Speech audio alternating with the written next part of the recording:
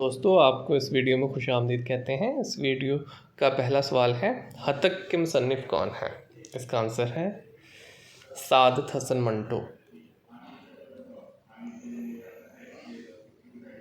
जवाहरात किसकी तख्लीक है?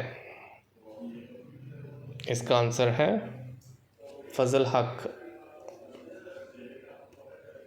सवाल नंबर 4, सन्नाटा के तख्लीककार का नाम बताएं। इसका आंसर है अहमद नदीम कासमी।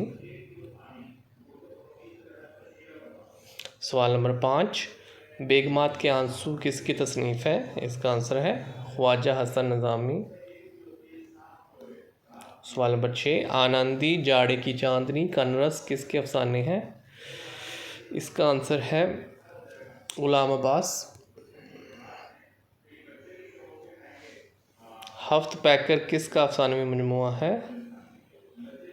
इसका आंसर है हफीज़ जालंधरी। सवाल नंबर 8, कश्मीर उदास है का ताल्लुक़ किस सिन्फ़ नसर से है? इसका आंसर है रिपोर्टाज।